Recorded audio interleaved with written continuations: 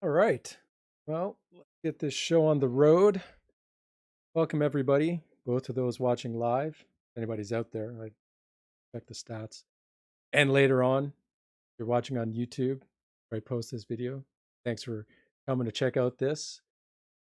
This is going to be completely different for me. Usually I streaming like whatever games or but thought I'd do something a little different this week, as most of you know that are here. Maybe you're here for this reason. I'm going to do an instructional video today, which is different. I've never used Twitch for an instructional video, so we'll see how it goes. So it's going to be kind of like me giving a lecture. I've actually got some slides, PowerPoint slides, and I just walk everyone through the making of these videos that I did for my class this year. I did change settings, so if there is anybody listening right now, you want to let me know if the sound is okay, because I had to change some streaming settings for this. So yeah, let me know. Hopefully it's okay. And I also say that because last time I did it on Wednesday, I was so tired because that was the day of my final exam for my class. I was like 2 minutes in and the sound was off and things were like settings were wrong and oh, it was terrible. So anyway, hopefully it's all good today. So yes, welcome to the stream today. Like I said, going to do an instructional video.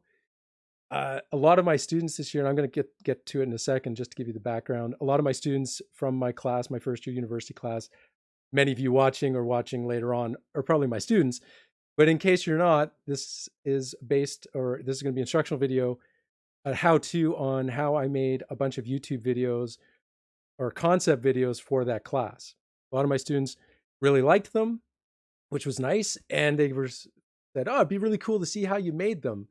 So here we go. I'm going to do right now an instructional video, or not maybe instructional video, but more like a walkthrough of the stuff I did and what I used and everything about how those made. Now, if you haven't seen those, down in the description below, in the about, somewhere below right now, if you're watching live, you can find the link to my YouTube, my educational YouTube channel.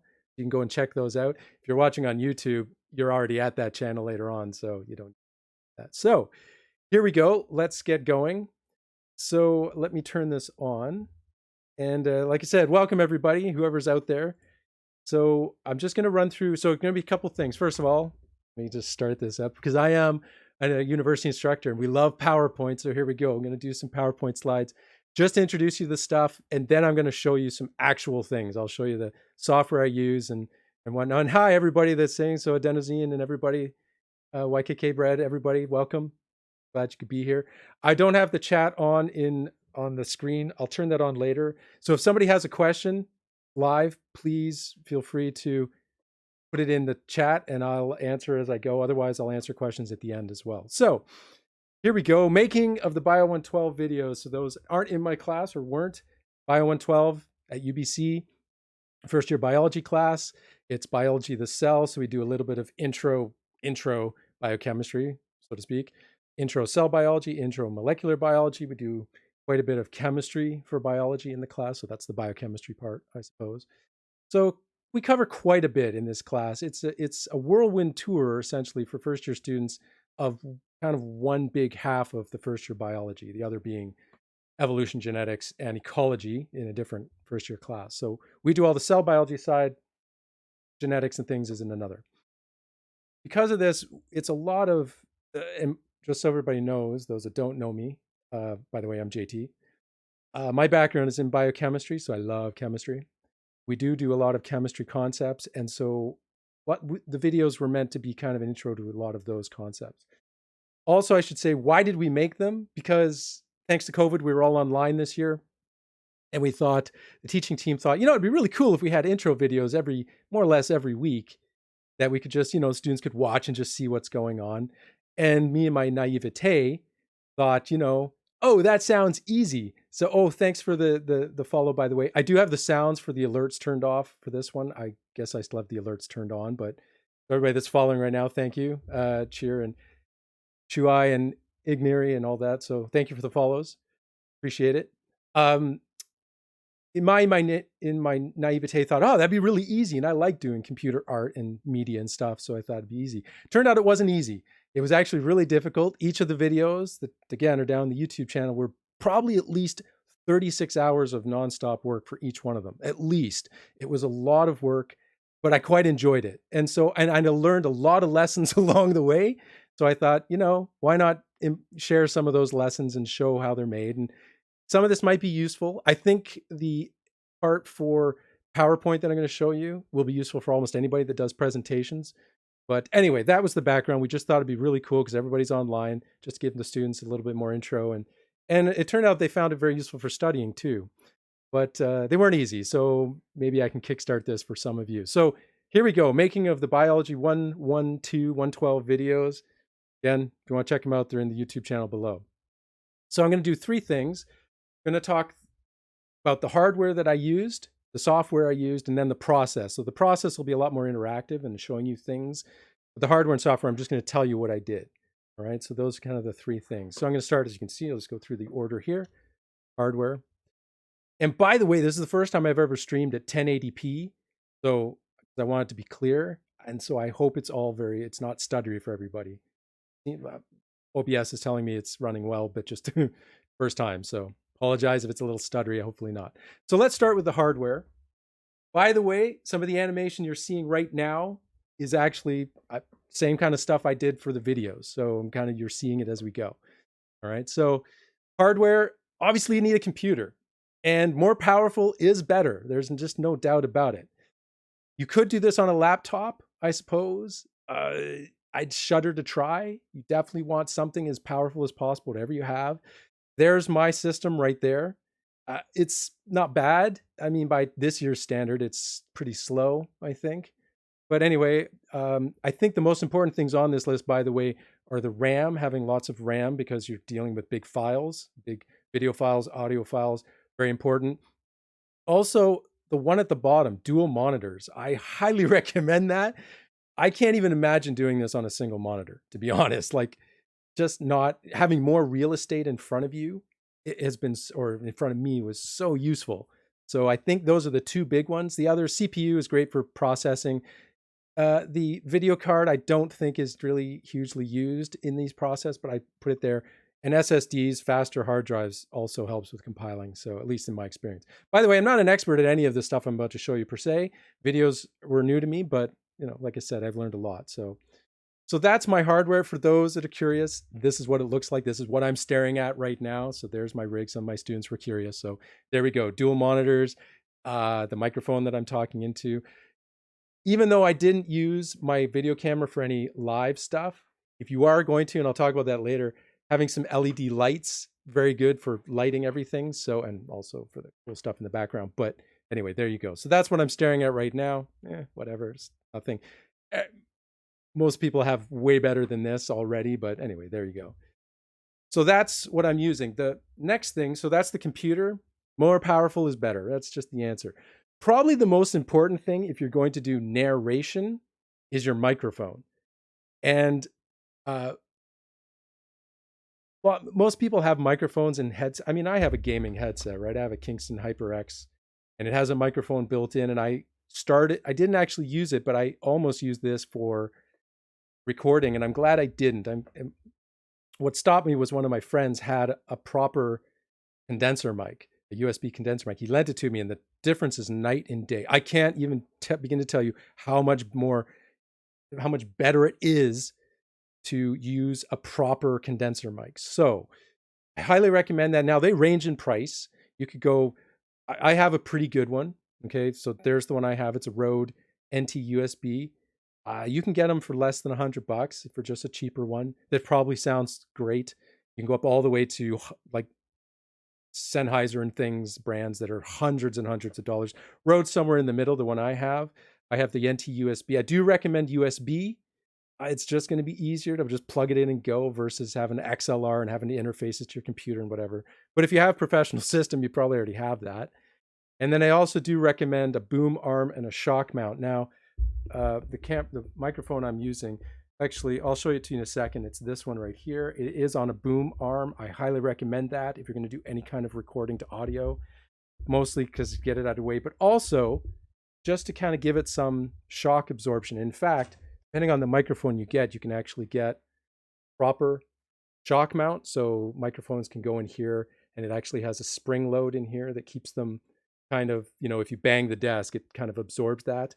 The particular one I have now, I think has one built into it. I don't know. I haven't verified that, but you have a bigger one that fits into a shock mount. Get a shock mount, get a boom arm, very important, and then get a good USB. So the one I used right there, this is what they look like. The first one I used, by the way, and I should turn on the little laser thing. So was actually this one I borrowed off a friend. This is a Rode NT USB, and this is its little brother that I'm using now, the mini version. They're both great. Like I said, you don't have to spend, I think this one's a couple $100. This one's less than $200. These are probably the more expensive things you're going to buy if you really want to get into proper narrated videos, is a good microphone. I just don't scrimp on it, get something good. And another thing I'll point out that's really useful is get a microphone that has mixing on it. So here you can actually send different amounts to the headset versus the computer. And sorry, I have dogs walking behind me. I'm just clicking as. And also you want a headphone out. Right now I'm actually with my headset plugged into the microphone directly. That's really nice because as you're recording and doing the work, you can actually use it as a monitor, like the zero latency monitor. So you hear exactly what you're saying as you're saying it. Both of these have those. The bigger microphones, my experience, seem a bit better. They capture a bit more frequency range. The bass in my voice sounded better in the big one versus the mini, but they both, I mean, you can hear me now in the mini and I think it sounds fine. So, tell me if it doesn't, but so far so good. So anyway, that's what I use. You don't have to get a Rode. I like Rode. I think it's an excellent brand. They're high quality stuff, but you don't have to spend that much. But if you're going to do narration, do try and invest as much as you can into your microphone. I think it pays off. All right. So there you go. So that's the microphone. All right. So next, I didn't use this for mine, but just so you know, if you do any kind of video where you're recording yourself, I mean, I'm streaming now, but I didn't do it for the actual videos. But if you choose to, do get a good camera. This is the one I'm using right now, Logitech Stream Cam. It does stream at 1080p in 60 frames a second. That might be overkill, but I just think if you're going to do that, you want, again, spend as much as you can, okay, on this equipment because it pays off for sure. But again, I didn't use this for the YouTube videos that I made, so it's totally optional. I'm just pointing out what I use there in case you decide to record stuff with yourself. I do recommend, better. And you don't have to spend that much. You don't have to get a Logitech. You can get a cheaper brand that's 1080p at 60 frames per second. I have no experience with them, but this is the one I use. Okay. And again, if anybody has questions as we go, please just let me know. And there it is right there. That's a Logitech Stream Cam. It's the only decent camera I've ever had, so I have no point of reference for anything else. But there you go. So if you're going to do that, make sure you have a good camera. Okay, so that's basically the hardware. So let's talk about the software now. Okay, and this is probably where most people are interested, I would imagine, because most people have microphone, or at least some kind of microphone and some kind of computer and some kind of webcam, but may not have all the software. So this is where I spent most of the time, is basically working with the software. Now, the main one, hilariously, Microsoft PowerPoint, which is good in some senses because most people have PowerPoint. Most students have access to it. Most faculty have access to it. Almost everybody uses it at university. So if you're doing educational videos, what are you measuring the camera efficiency with? So, and actually, I should probably show that on the screens for later. So in case, so that the questions are up later. What do you mean by efficiency? I'm not sure what you mean by that, adenosine. So you may want to clarify that for me. Not sure what you mean, efficiency. But anyway, let me know and I'll answer that question. But anyway, Microsoft PowerPoint is actually the main one that I used. It turns out, and I'll show you this later, it's actually pretty good for what I needed to do for animated videos. Surprisingly, it's surprisingly good. I was shocked, but it has to be one of the later versions. So, we're using 10 something. Oh, it's sorry. Oh, I see. So the video camera 1080p. So it's 1920 by 1080 is the resolution that it streams in at 60 frames a second. Sorry. Yeah, so it streams at 1080p. So it just means 920 by 1080 is the resolution. So basically a full monitor it streams in at 60 frames. So yeah. Oh, 1080p, that's just means 920 by 1080 is the resolution. Sorry. So I can explain more about that later. Yeah, pixel height versus pixel width. And so 920 width, 1080 pixels high, and do we just say 1080p for 1080 pixels? They always just talk about the height or resolution. So there you go. So anyway, PowerPoint is the main thing. Most people have that. And again, I will, so here I'll type it. 1080p is the unit right there.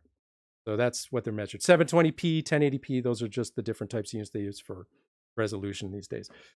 Okay, so PowerPoint, that's the first thing. So I'm going to go through all these and then show you them.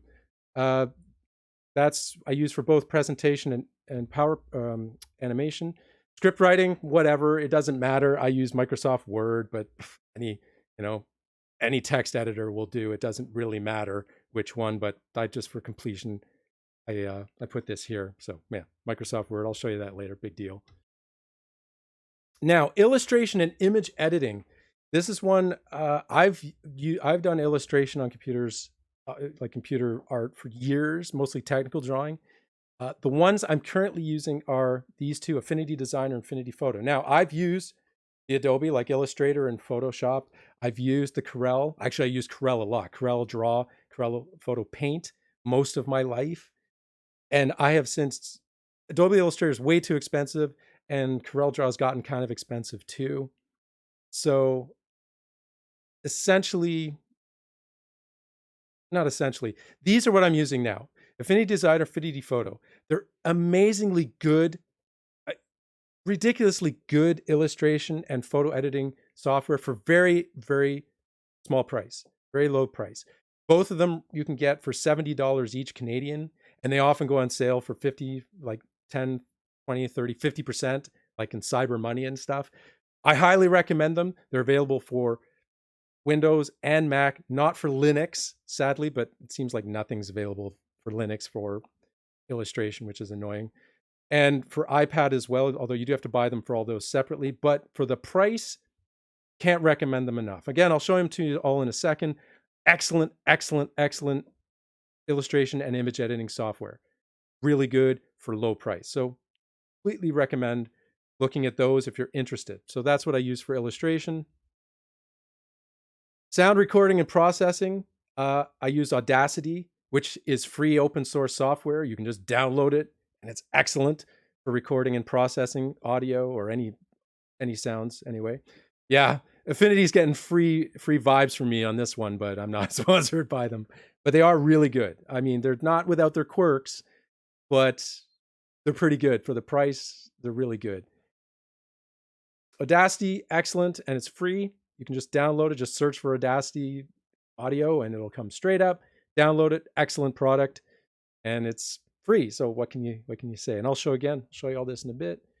Video recording, I'm using OBS Studio, also free and open source. Just download it. I use this right now for streaming, but it also is really good for screen capture. So if you just want to record your screen and any kind of video, OBS Studio is excellent. All right, so just go with that. And yeah, it's really good. It's not user-friendly. It takes a little bit to figure out, but once you do, it's really good for everything you need. Video editing and, so what did I say? That was video recording. Video editing and transcoding. I use Corel Video Studio. I'm just going to go ahead and tell you, not a great product. It's buggy, but it's low cost. Not great. It's just, if the people from Corel are watching ever, please fix your software. It's clunky, it's buggy, it's really crap. But it's a good price. And I bought it because I was a Corel fan. Like I said, I used Corel Draw for years, which is a good product. And so I kind of just went with Video Studio. It's not good. There's no other way to say it. It's clunky. If I had to choose now, I'd probably go with CyberLink Power Director, or or Sony Vegas, maybe. I've never used it. Or if you really want to spend the big bucks, go with Adobe Premiere, but that's $20 a month at least. So, but then you get the premium product. The price is right for me. I didn't want to spend a lot on video editing software, so you get what you pay for. Corel, if you're listening, fix your program. It sucks. But that's what I'm going to use, and I'll show you later. And then for transcoding, which just means taking the final video and compiling it and processing it so it's smaller file size, or changing the file format, Handbrake, also completely free. Just search for it online, free open source software. Excellent product as well, and it's free. So it does a really good job at transcoding. Again, I'll show all that to you later. So that's the software, essentially. I don't think there was anything else. That's pretty much what I use. So yeah, there you go. So now I think the process. So this is where I'm going to actually show what happens and what I spent all my time on basically every week doing these videos. So the first thing is just storyboarding, which just basically means laying out a bunch of slides or pictures. I mean, this is storyboarding. I think it comes from, like movies and stuff where they would just like sketch out all the different scenes and they put them together and see how the plot flows. I think that's where it comes from. Same idea here. I would just sit down with PowerPoint and say, okay, this is the concept I want to explore or do a video on. What kind of things do I want to do? So I'll actually show you some of this as an example. Let me throw this here. Let's just zoom in. So for instance, just start with a blank canvas and say, okay, yeah, what do I want to do? Okay, so if I'm doing something on, I don't know, let's just pick like, like just the intro video I did, for instance. Oops. Just realized one quirk about this is if you have Microsoft running a presentation in the background, it's sometimes hard to find the cursor. So, just come in and go, okay, well, what do I want to talk about for the cell in this video? Oh, I don't know. Okay, what are the cool cell processes? So, let's talk about membranes and transport, right? Okay, that'd be a good one. And then what else do I want to talk about? Talk about, I don't know, energy production, right? Just kind of type it out, figure out what you want to talk about. By the way, little pro tip here, if you're using PowerPoint or you're doing this kind of thing, always, and let me just remove my thing, always right click and duplicate slide. Oh my gosh, doing the end of that habit rather than just copy and paste, it's ridiculously important, and you'll see later why. Get in that habit, duplicate slide, make another one. I don't know, my students or anybody that's taken biology will know what I'm doing here. Transcription, whatever. It's just different things, right? And you keep going, translation, or let's do, I don't know, DNA replication, whatever. Okay, so oops. So just kind of just throw them down. They don't have to be in any particular order. Right? Don't have to be any particular order. Just put them down. And then the nice thing is you can actually do true storyboarding where you look at PowerPoint and say, okay, no, transcription, that kind of makes sense to do. Let's move them around, or membrane transport I want to do at the end. You can shift them around, right? Kind of get the feel of your flow. What do you want to do? What do you want to accomplish? So that's kind of the first step. And for me, I would, and by the way, the next few steps are iterative. I would kind of go back and forth. So it's not like it's distinct, as you'll see, but kind of give you the idea. So back and forth, what do I want to get to? Hit the big concepts, put them down, just make a slide, shift them around. Also at this stage, and I should be actually using my notes because there's stuff I wanted to make sure I said here. Where are we? Storyboarding. Oh yeah, let me just say this. This is kind of the time, at least for me, I would choose the visual style and like fonts, background colors. What kind of look am I going for? Choose it here. Once you choose it, stay consistent. Don't change it too much. You really want to be consistent throughout, or at least for me, I thought that was important. So like I said, move them around. And also, don't be afraid to drop things. If you feel like you've put some concept on there or whatever, or topic, and you feel like later on you're just shoehorning it in, it just doesn't fit, just drop it. Don't be scared to just drop something. That's important too, right? So that's the first stage. Just storyboard it, kind of get an idea of what you're doing. Okay. So that's the first part. I'm going to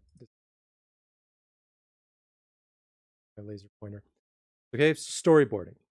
So now let's go back Next thing, and like I said, this is iterative, so it's going back and forth. The next thing I would do is start actually drawing them out. So I would grab this. Where's my designer? So here it is, as an example. Here's some actual illustrations that I used for some of the videos. And this is Affinity Designer. Like I said, great program, low cost. Really, really recommend it. And I would just start and I would sketch these out. Every single thing I did in these videos was me. I drew every single thing from scratch. All of these are editable. And you just come in and go, okay, well, the first one I had on my storyboard was membranes. So let's make some membranes. And look, I'm not going to go through how to use these programs. I could spend hours just doing tutorials on how to use them. I've done this for a long time, so I'm quite familiar with these. They do take a little bit to get into, but that's okay. Let's just make a membrane. All right, so let's see. Oh,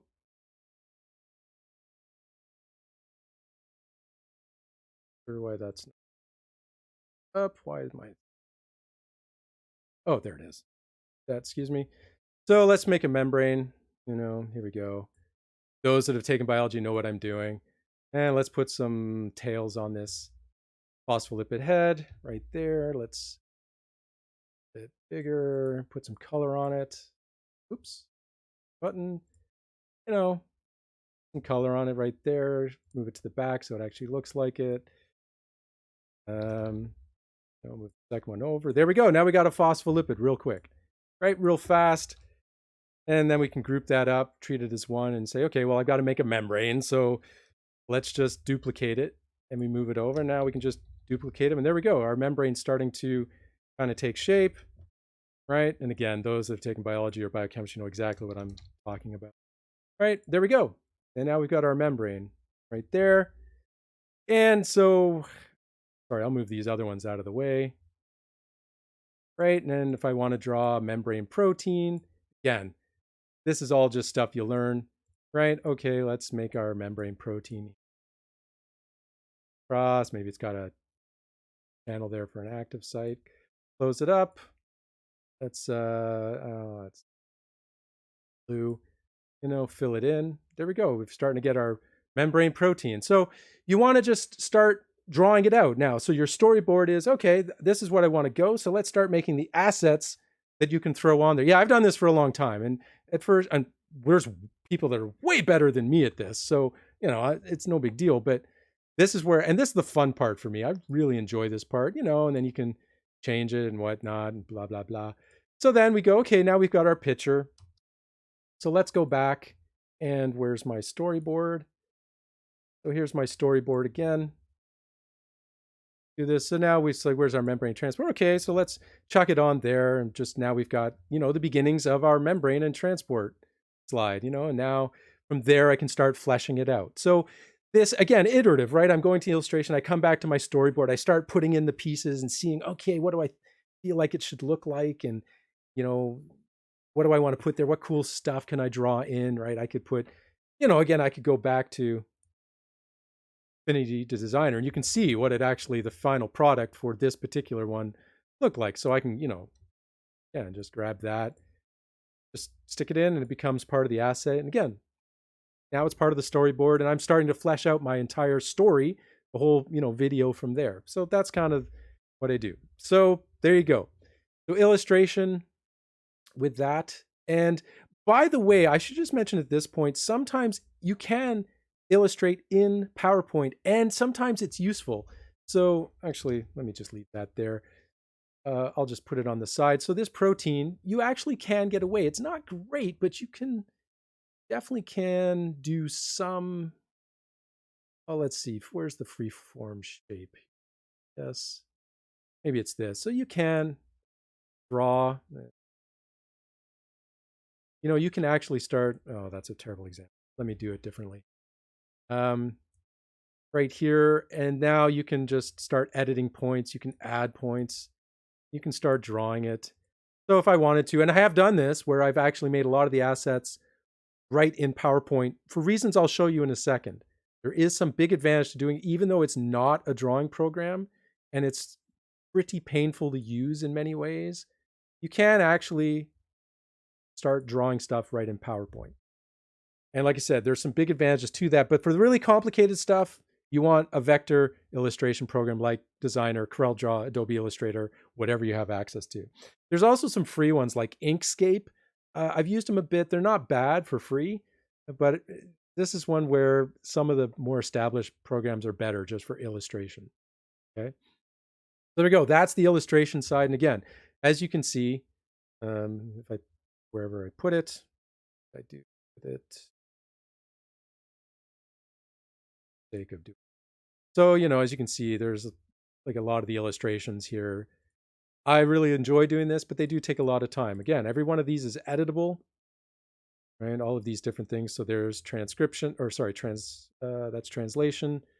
Energy production is there, and here is the transcription. So again, biochemists, biologists in the room know what I'm talking about. If you don't worry about it. But you draw it all out, and you just start fleshing it out, add it to the scene, and away you go. All right, so where were we there? So that's illustrating with Designer. And again, iterative, back and forth. Once you get the storyboard and all of the, or again, don't have to finish all the illustration first, but just some decent idea of where you're going. Then I turn to script writing. Now, this is simple. You just basically write it out. But having the storyboard kind of more or less finished helps, because you basically just look at the storyboard, you go slide to slide, image to image, scene to scene, and you just write what you want to talk about. So nothing special to this. So here's an example. This is actually one of the scripts from one of the videos, one of the later ones, the second last one, right? And I added everything that I'm going to say. I put it in here. The reason for that is every little word, you definitely want to write it out, because you want to be smooth, right? You want to just be able to read it off into the mic and record it. That doesn't mean you can't change it as you go. Sometimes I would write something, then I'd get to a part and like, that doesn't feel right. Or as I would script it, I'd be like, oh, this gives me a great idea for the storyboard or the animation, which I'll show you in a second, or a scene, and I'm going to go back. So, add something in, change the script. So again, iterative, right? Every stage I'm going back and forth to do it. So it's not distinct, but you get the idea. Now, one thing I will say about the script I wanted to show you, here's a tip. Do write it in big font, and always, if it's kind of chunked weirdly, it's not in proper paragraphs. At most, big chunks, big font, 2 sentences at the most. Because as you read, you don't want to get lost and stumble, right? Then you got to re-record it. So big font, separate, do it by single sentences if you want, but definitely keep it spaced. So as you read, you know exactly what you're reading, you're done, and then you're on to the next one. So just a little tip there for script reading. But otherwise, just script it out. And again, I would change this based on whatever I feel like. I get to a part and say, oh, I really want to talk about this, so let me go back and add a slide or a figure or whatever. So again, back and forth we'd go. So that's the script, not much to that. Now, here's the really crazy part, animating, this is the part I think that even if you're never going to do videos, if you just do presentations, you can actually, there's lots of stuff you can dig into with PowerPoint, hilariously enough. So animating with PowerPoint, when I first started this 4 months ago, I had no concept that PowerPoint could do this. I was looking around for a way to animate videos. And look, animation experts will scoff at this, because I'm sure they're amazing at doing all of this with other things like actual animation programs. But for quick educational videos like I was doing, or just presentations, it turns out PowerPoint is actually really cool. It's got some really, I can't believe I'm saying that about a Microsoft product, but it is. It actually has some really interesting stuff. So I'm going to give you an example. Let's go back to, let's just go back to our storyboard. Where do I have? Find that. I have so many things here. Put my storyboard. Oh, it's here. So here's our storyboard. And I'm just going to show it to you like this. I'm not going to zoom in. So there's 2 features in Microsoft that I didn't even know existed. Well, one I knew existed and one I didn't. And that's the second one. The one I didn't know is the one that's really cool. There's morphing and animation. The animation I knew about, most people do. You can have these little animated things like you can add, although it's way more powerful than I knew. But morphing is actually the one you want. And to find morphing, you go up here, it's hard to see on the screen, and to the transitions. And it's right here under more. So let me give you an example of how this works. And here's where duplicating slides is so important. You duplicate a slide and say, okay, I really want to make things move. So what happens if I, in the first slide, move energy production here, and in the next one, let's say I want energy production here. Well, now I add a morph to it, and when I get to that slide, it's going to actually animate between them. So it will actually, and you can control speed and things, so that's kind of 2 seconds. Let's go down to 75 seconds, or sorry, milliseconds. No, 0.75 seconds. Oh my gosh. Right? And now it's going to do that. Pretty cool. There, and with, let me just talk about some other cool stuff you can do with text. There's actually 3 modes here. There's effect options. There's objects, words, and characters. So what you just saw was just objects. This object goes to there. And I'll show you more about that in a second. But some other very interesting stuff you can do with text is, as an example, I don't know, just like, hello, everyone. Oh, I can't speak. Hello, everyone, right? And now I want to actually make a cool morph. And again, duplicate slides. I can't emphasize that enough because it basically gives you the exact same one. And now you can move stuff nicely. Let's say, I don't know, goodbye, my fair lady. Right? Now I want to actually morph between them. If I just morph based on objects, and I'm going to put a morph, it'll fade one out, move one in, because the objects, it's a different object now as far as Microsoft's concerned, because I've changed it. But I want to say, what if I want to actually animate between those? Actually, let me do it this way first. Let's do hello, my fair lady. Whoops, hello. No, that's wrong. Hello. So there we go. So now there's actually this option for word morph, and you can see what it's doing. It actually tries to figure out what's the same, and it now animates between them. So again, I can just preview that. Hello, my fair lady. Exclamation point and hello are the same, so it animates those and adds stuff in. Now, those that have watched my videos will know I use this a lot. There's actually a third one, which instead of animating or morphing words, you can morph based on characters. So now you can see what happens. And so now I'll go back to the goodbye. It will actually start, and let me just speed this up because it always defaults to 2 seconds, which is annoying. So now you can see it starts animating, switching the letters around to find the new word. So it's really kind of slick. There's some cool stuff in here for animating, but it's way more powerful than this. So let me give you another example. Let's go back to the, oh, and sorry if you hear my dogs exploding with barking behind, I don't know, they've seen a squirrel or something out the window. So let's go back to, I'm going to duplicate this slide right here. Let me get rid of all this stuff, just get out of the way. So let's just say, and this is why drawing in my PowerPoint actually is very useful. So let me, and I've used this quite a bit. So let's just change this. Obvious and outline on it. So let's just change the weight and actually, sorry, all those. I don't know. Okay, so here's our ugly looking protein. And those that have taken biology or biochemistry know that proteins can change shape. And I did this a lot in the slides. I say, what if I want to animate a protein changing shape? Well, I can duplicate this now. And now in the second one, I can actually edit the points. So let's just change the shape a little bit, right? Like that. And now I tell it to, and go back to transitions. I'm going to say, okay, I want this to morph. Now you've got a changing shape, right? So it's actually really cool what you can do in PowerPoint. It's actually pretty impressive. And there's lots you can do. For instance, right? So again, I can go, and let me just speed that up. There's our changing shape. So you can do all kinds of things. I use this all the time. Another one that's kind of cool, let me duplicate this again. And another one I use is you can actually do all kinds of formatting of this shape.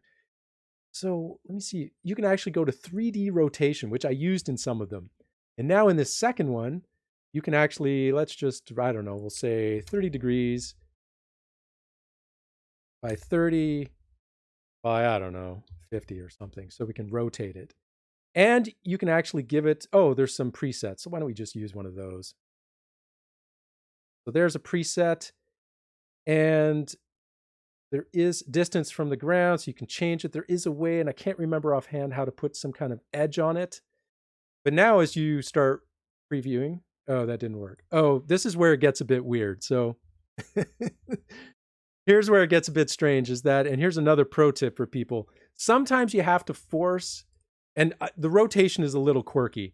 Sometimes you have to force PowerPoint to say, oh, this is the same object as that. So here's the big tip.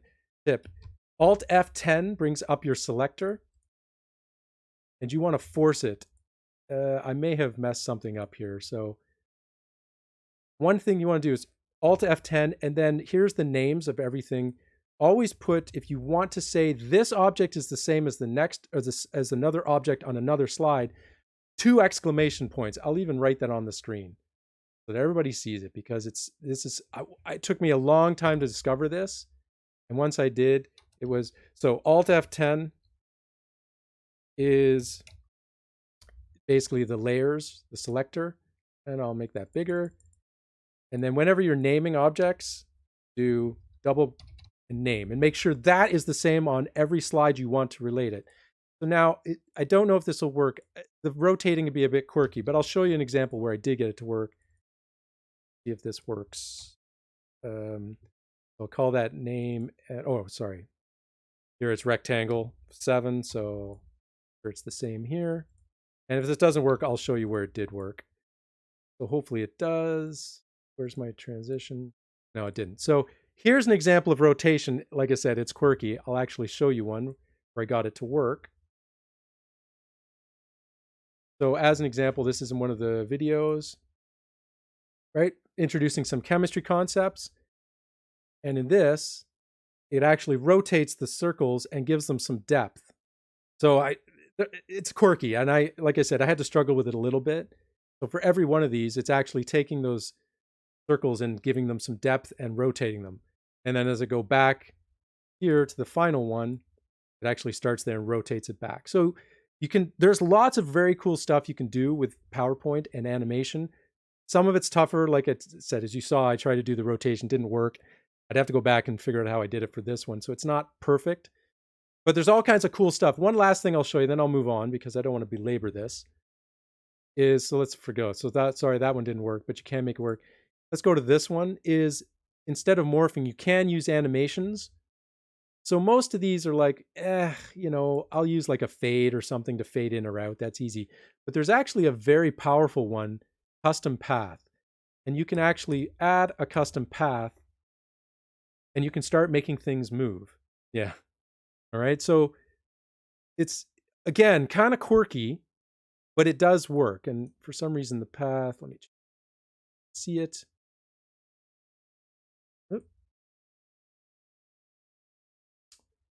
Lost my path. There it is. So there's the path right there. So you can see, and you can change where it's going to end up. And just like other things, you can edit points like, no, I don't want the path to go there. I want it to go here and whatever. Right. And then the animation pane, there you go. So it follows the path. Right. Yeah. So exactly. Those that watch my videos, the electrons and protons moving, that was it right there.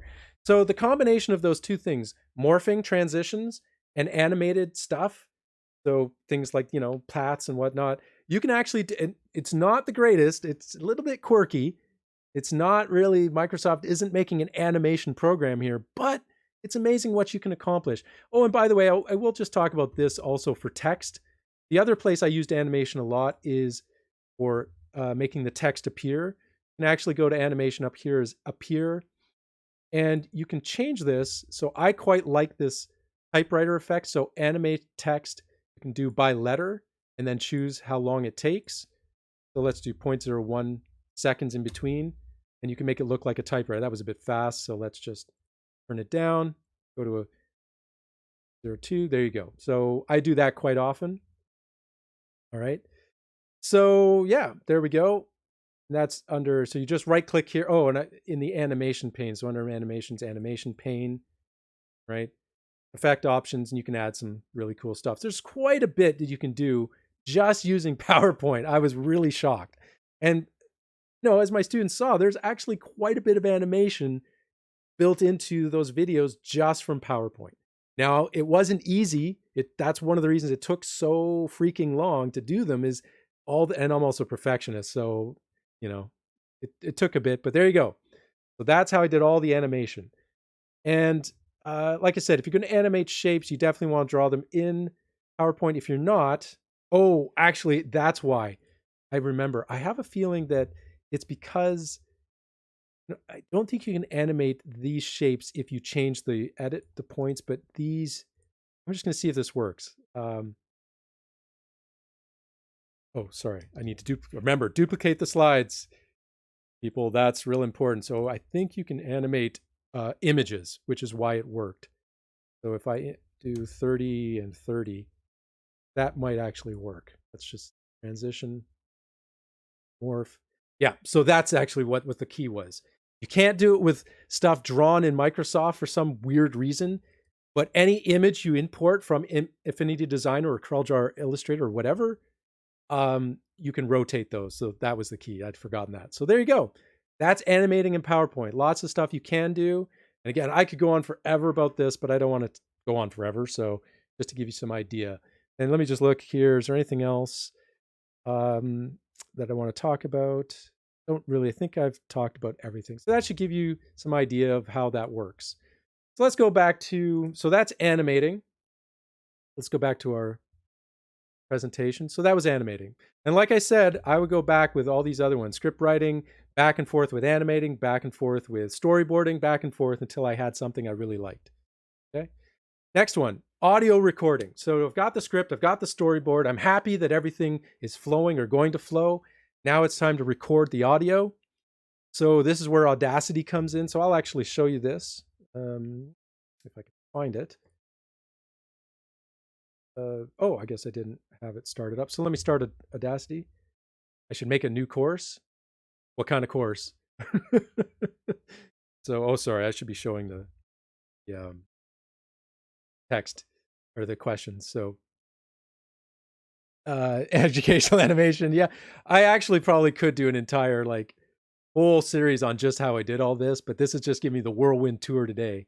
So yeah, every single one of these I could spend hours explaining, and I'm not an expert in any one of them at all. Like there's so much more that I have to discover myself. Anyway, audio recording, Audacity. Like I said, free software, highly recommended. Just download it and it's really good. So once you have a good mic and you're ready to go and you got your script. So I would have the script in front of me. So I'm not going to do it here.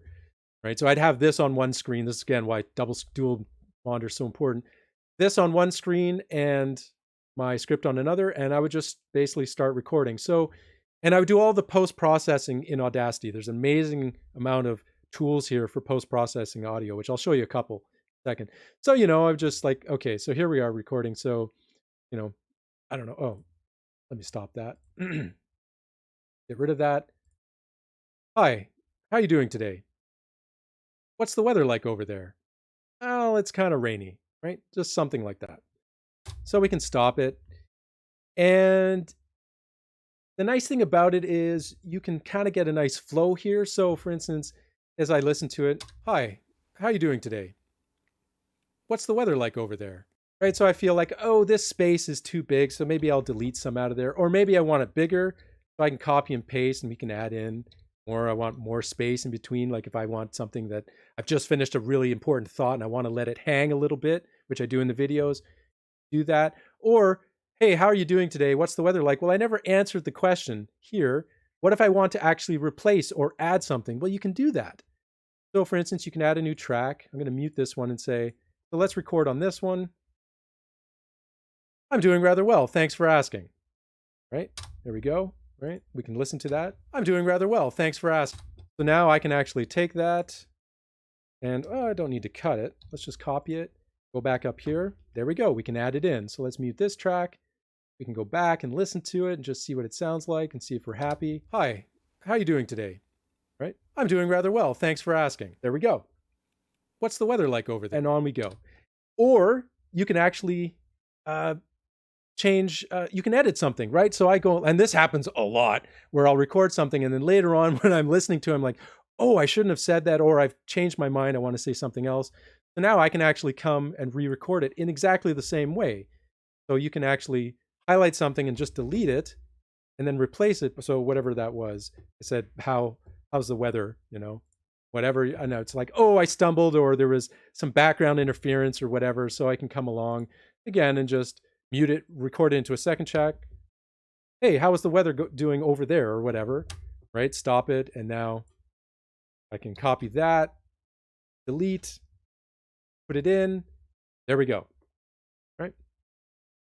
Wait, whoops. Probably should have too much. So copy, put it in, boom, away you go. Right?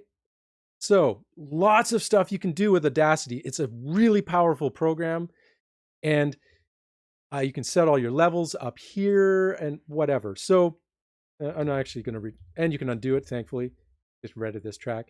So that's just recording. I would record the whole thing piece by piece. And again, have the script in chunks. I would record a chunk, stop, listen to it, make sure I was happy with it. If it wasn't, delete, re-record. Because you can, right? You can just go back and say, I don't like that last part. Just going to re-record it. Oh, the weather's kind of crappy out here today or something like that. So just replace it. Boom.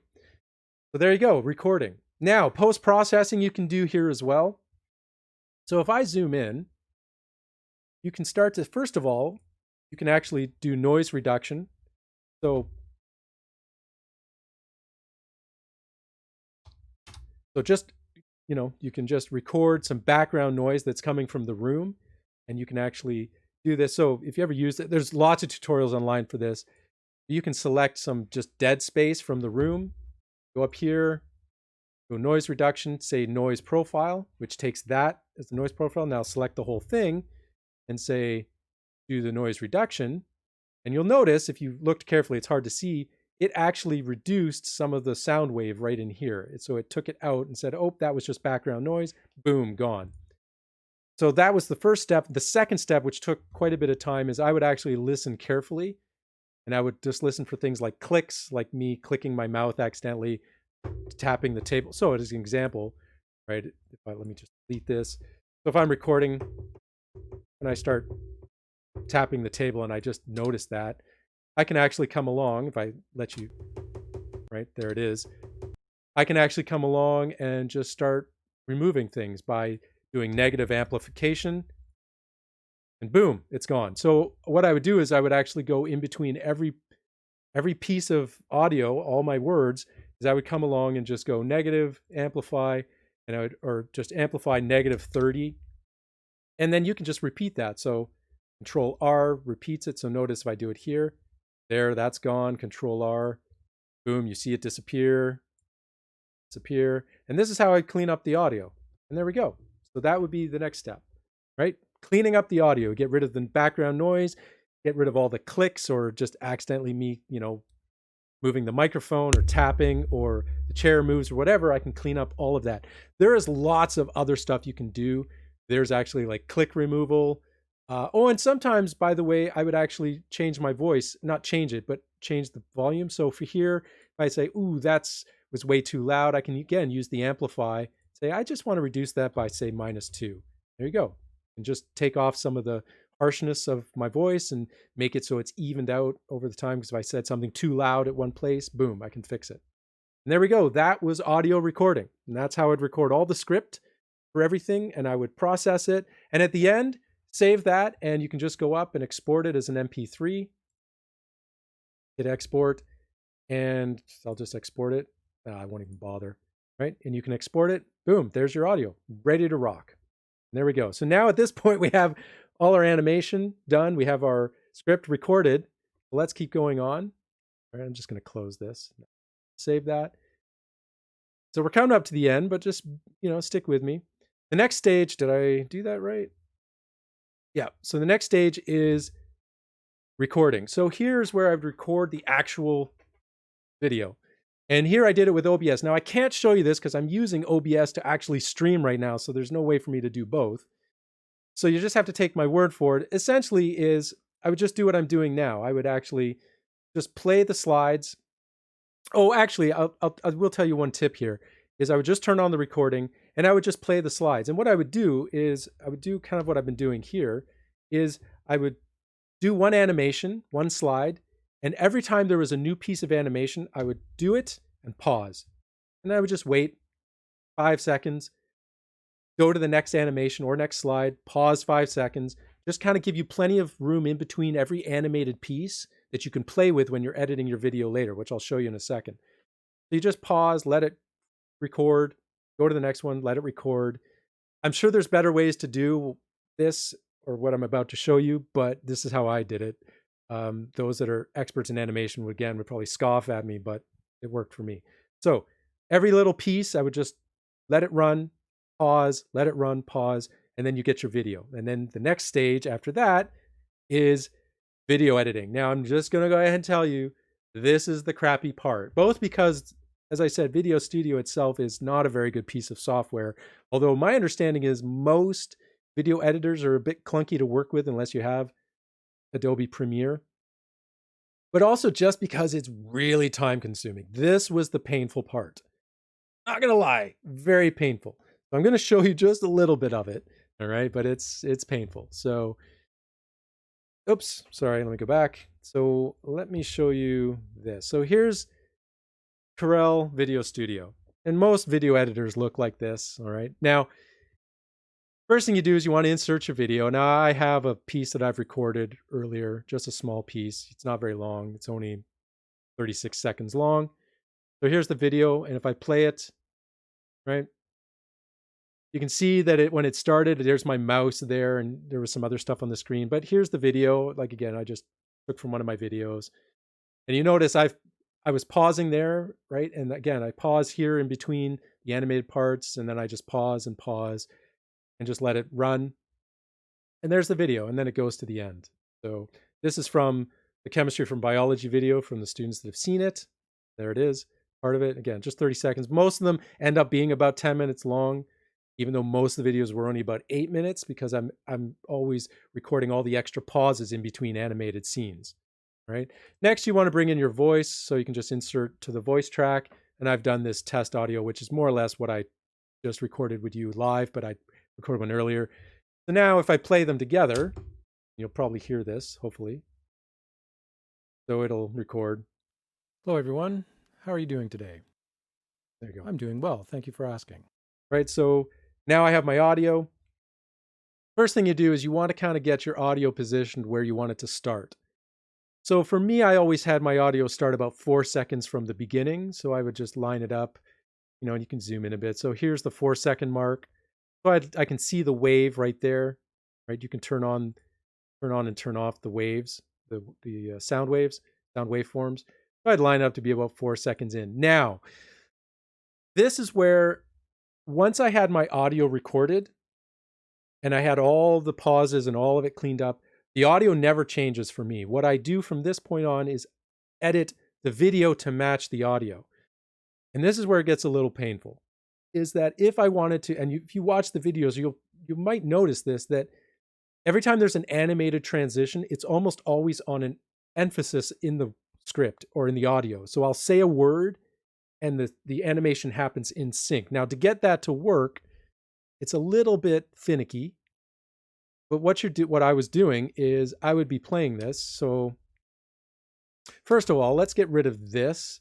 You can see here, if I scrub back and forth, scrubbing as it's called, you can see right there, it's hard to see on the video, but the mouse cursor that had been recorded was there. So let's get rid of that. So there it disappears. So let's just split the clip. Again, I could go on for hours trying to teach this particular one. So we can split the clip. Now it's gone. Now we're like, okay, we want to sync up maybe my high with that transition right there. So what we want to do is, but we want to start the audio still at 4 seconds. So let's just go back. Okay, it starts about there. Now we can split the clip. And now I can actually just reduce this part here, this first part of the clip, to match up. So just shrink it backwards. Now, as I go, it'll be pretty close, I think. Hello, everyone. So you can see the hello, everyone almost synced up nicely with that. Wasn't quite perfect. So then what I would do is I would play around with it a little bit and just sync it up. Hello, everyone. Not quite, but getting there. So you get the idea. And then I would just keep syncing it up. And by the way, if you have to add frames, I never recommend stretching forward. That actually produces artifacts. The way you can do it is you can actually just, again, split the clip here, for example. So this scene isn't changing. So here, and I can just copy and paste. So now it just inserts more of this scene. So again, if I go, you'll see it actually goes longer again. And this is pretty typical, right? So now it was longer. And that's how I would do it. And I would just add frames, remove frames until I could sync up all the animation with exactly where I wanted it in the audio. This process for a 10-minute video takes a long time. It's painful. There's no other way to say it. Maybe that's part of it is because Video Studio is a bit clunky. Power Director or Adobe Cyberlink Power Director or Adobe Premiere, I think, would be much better at this. Like I say, if I'd probably, if I was going to spend more money on this, I would buy one of those.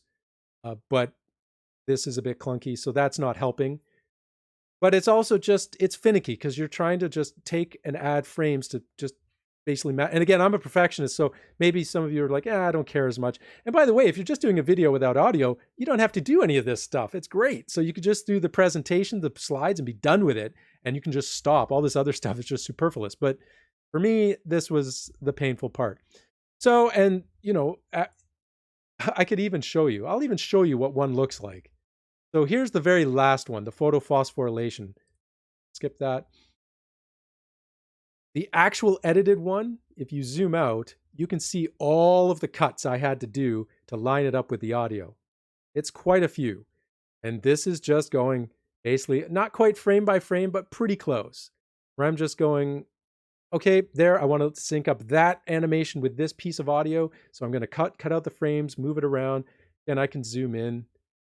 And you can kind of see if I let you listen to it. So right here, that represents a break. So I'm trying to do something. In the previous video, so there I see I synced up that with the beginning of that particular part of the audio. And that's what I would do, back and forth. In the previous video, right there, in the previous video, and it's synced up with a picture that I took from the previous video, this image, it would sync it up. Okay, so yeah, and I would just do that all the way along. At the end, I would add the music, which is CorelDRAW has auto music that you can just add in. You basically just drop it in and it just fills the entire scene. It's cheesy music, but I just didn't have any other copyright-free music to use, so I went with this. It's there, it's whatever. And that's animating. Now, at the very end, one thing I would do, and I'm not going to do it because it'll overload my computer. I have so many things loaded up right now, is when I make the video, to check it, I would actually render it at a very low resolution. Here, I'm just going to render it at 720 by 480, so 480p resolution at 30 frames a second. And so it's super low res and it's fast to render. I would just render the whole thing and I would watch it just to see, okay, does all the sound sync up nicely? I don't know if this is true for all video editors, but CorelDRAW Video Studio does this where it seems like it syncs up in the editing bay. But when I actually render it, it feels like things have kind of shifted a little bit.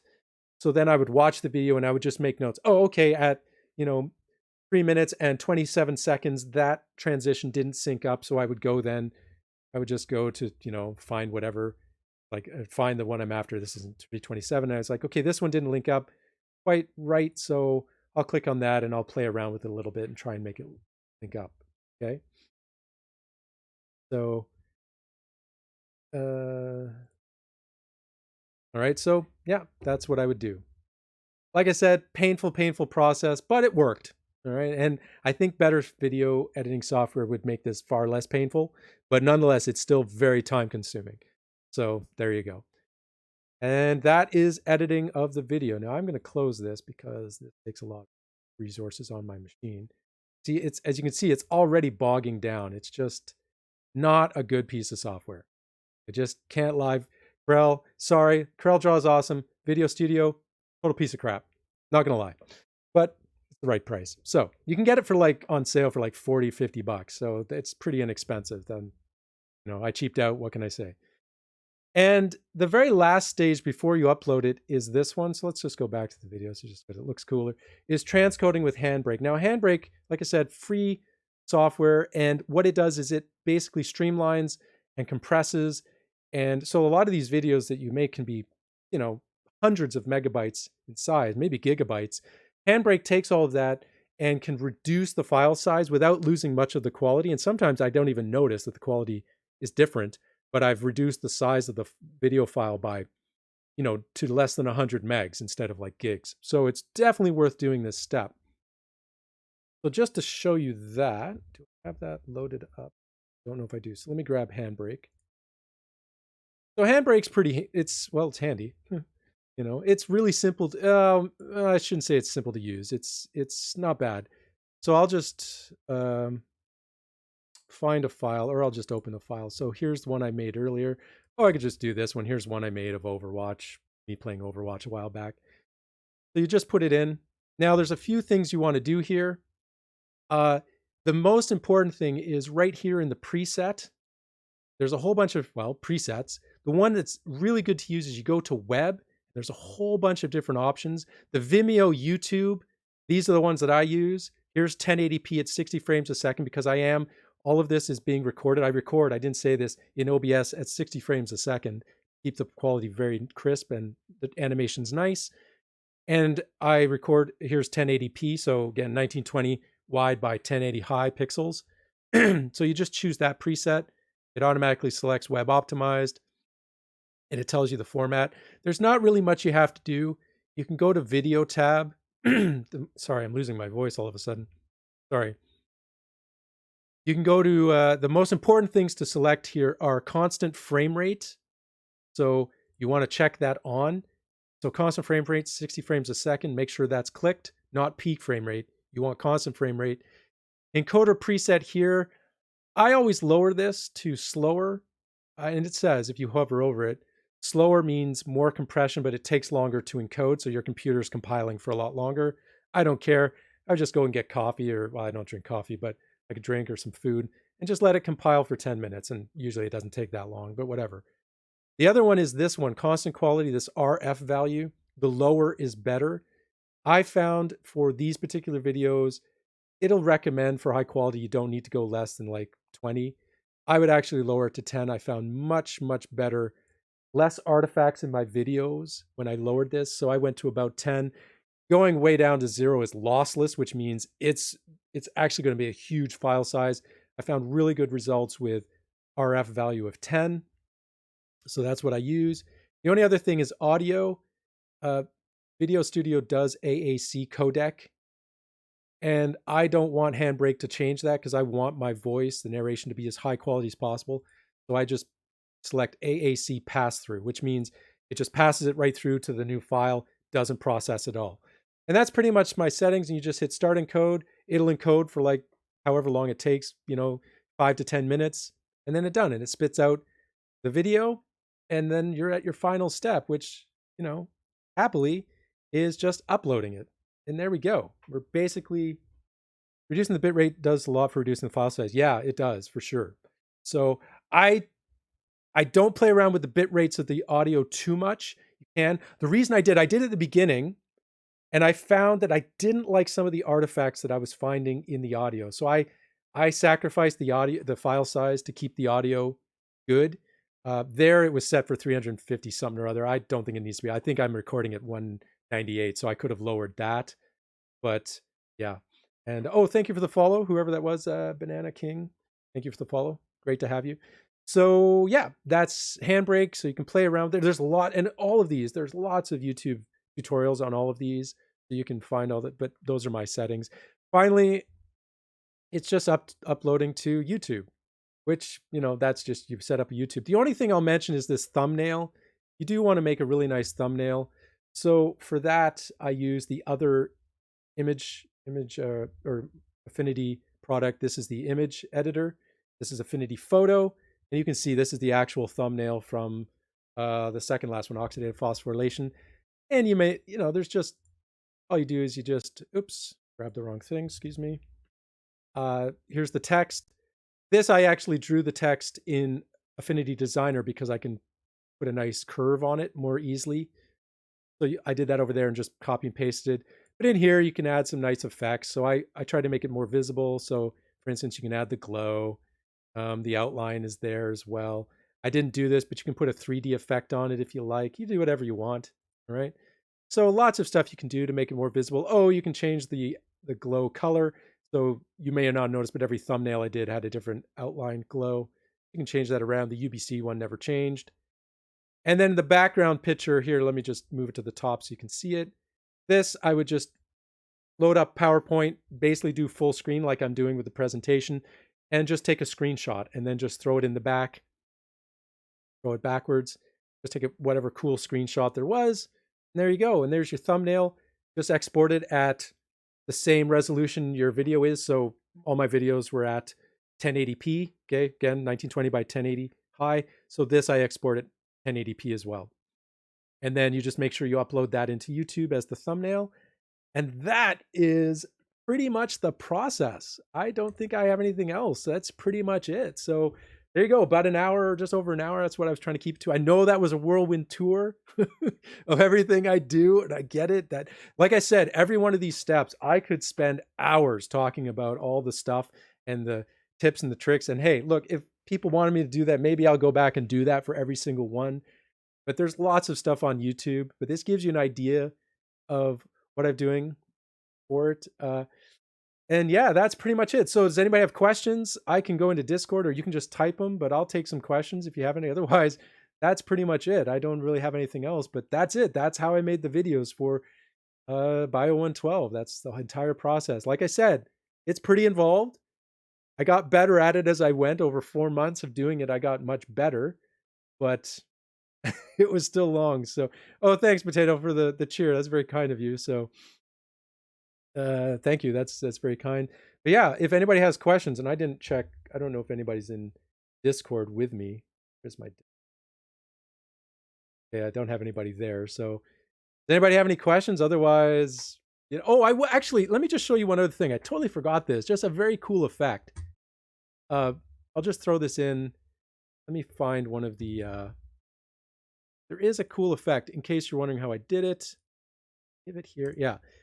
In case you noticed, I don't know if you did, I always had a parallax effect for all of my stuff. So for instance, let's do this. Here's energy production. I'll duplicate it and I'll move it down here in order to kind of give it a bit of depth of field kind of feel. So again, if I do this transition, oops, wrong one, excuse me. So, right, that's what the transition is going to be. I would actually have the background image in behind and go to my selectors to put it in the background. And what I would do is if I zoom out here, you can see the background image takes up this space.